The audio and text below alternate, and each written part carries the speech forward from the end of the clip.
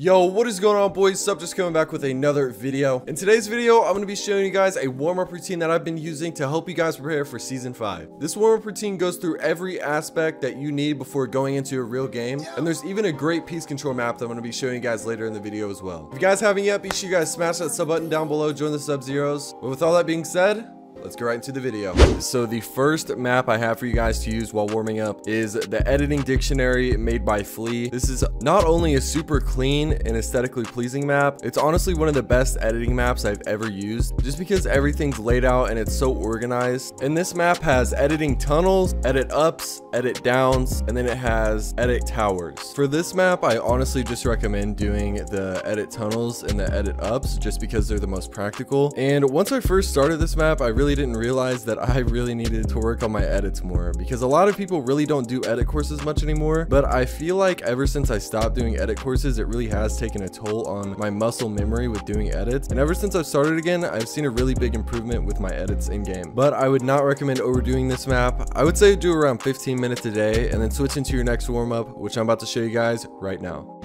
So this next map I have for you guys is absolutely amazing. I'm sure you guys have probably heard of it by now. It's Raiders Peace Control map. Basically, you spawn in, it gives you a few options for a shotgun. Obviously, the pump isn't in the game anymore. Hopefully it comes back. But basically, it gives you a whole bunch of realistic scenarios that you have to use to peace control these different bots. There's roughly around 14 different scenarios that are actually in this peace control map, and all of them are really good to use in a real game. This one usually takes around 10 to 15 minutes to fully complete, and it is a great warm-up because it gives you practice on awkward edits, pretty much all of your building mechanics, and also you should always practice your movement while trying to shoot these bots just to give you more of a real simulation of an actual game. Raider has had a couple peace control maps that he's made in the past, but this one blows all of these out of the water just because it puts actual bots in the game to give you a real target to shoot at. And there's just so many different scenarios that I've actually used in real games to make this map an absolute must while warming up. And if you guys don't know what to do for any of these scenarios, you can actually shoot the number before you start and it will give you instructions on how to use the scenario.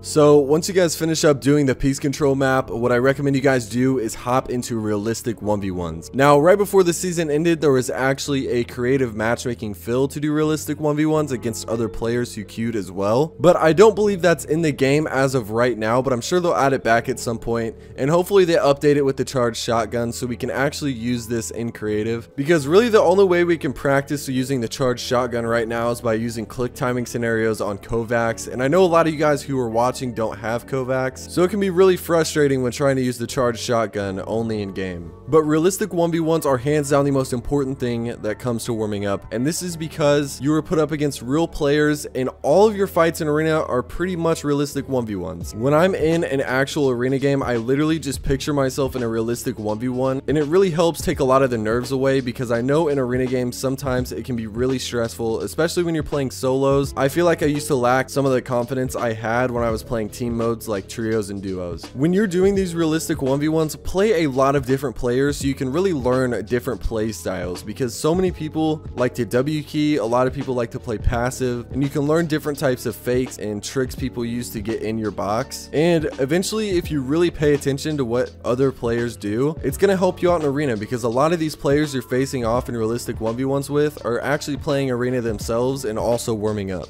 If you guys want to find better players to realistic 1v1 with, you can go into East Open Discord, or you can even go into my Discord server so you guys can join up and find some people to play with. These will get you cracked fast. So once you guys finish that warm-up routine, I want you guys to hop into arena. Now, I know arena can be really demotivating, especially when you're playing solos. I suggest you guys either hop in a call while playing to have some people to talk to while you're going through a game. It almost feels like you're in a duos match because you have someone to talk to and you have a little bit more confidence while you're playing. And one thing that's really worked for me while playing arena is playing my games in sets of 10. I actually learned this from Jive and TV. This is a great tip I learned. And the reason you want to play them in sets of 10 is because it's actually like playing a cash cup. You want to play them all the way through and just try and play to the best of your ability. But I've really been working on not playing passive and actually trying to W key more players lately. And this warm-up routine that I've been practicing has given me a lot more confidence to be able to go out and W key more players. And also expand your knowledge with drop spots in arena. Don't just limit yourself to one drop spot. Honestly, once you master a spot, you should start branching out to different spots across the map. I would say at least 3 to 5 different spots that you should know decently well, just in case your first or second option option is already super contested, or it's a hot drop, or even say you run into one of your spots mid-game, you know where maybe some unlooted chests might be, or even just some great places to base up in. And I know this season has really been changed up, especially with all the new POIs and old POIs added back to the map. So if you guys want an updated drop spot video for season 5, let me know down in the comments below.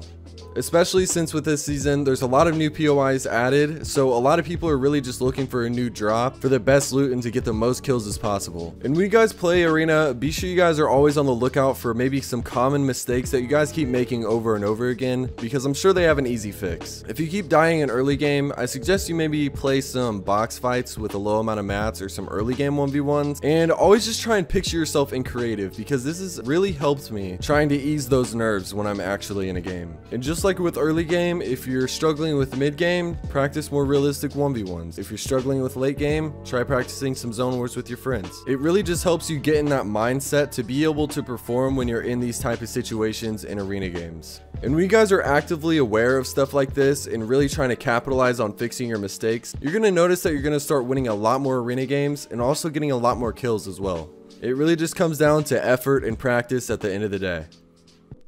Once you guys have finished your set of 10 arena games, what I want you guys to do is go back and VOD review some of those clips from your games. Now, don't VOD review the whole entire game because that would literally take hours. But what you guys should do is maybe VOD review some of the clips that you guys got. Maybe a really sweaty fight that you were in that took a really long time. Go back and look at what you could have done to maybe ended the fight faster or ended the fight more efficiently by using less mats or other resources that you guys have. And also VOD review clips where you just straight up get outplayed. Look at what you could have done to maybe get out of that situation, or maybe landed a good shot on the player to get him to back off a little bit. I know it can be really easy to just blame something other than yourself for dying in a situation like that, and sometimes there really is nothing you can do in situations, but in the long run, it's really going to help you out just taking a look at why you died and seeing what you could have done differently. For instance, if you play on higher ping, it can be really easy to blame your internet for why you died, but instead of just doing that, look for a way you can cope with your higher ping by changing up your play style a little bit. Or say you missed this super easy pump on someone that you should have hit, maybe try adjusting your sensitivity a little bit, or try and do some 1v1 aim duels. Also, patience is super important with trying to hit your shots, and I've learned that a lot recently just from going back and looking at some clips where I could have hit a shot. Just taking that extra half a second to line up your shot can really help. Pros are constantly looking at stuff like this to see what they can improve, even if it's something minor. And that's why VOD reviewing is so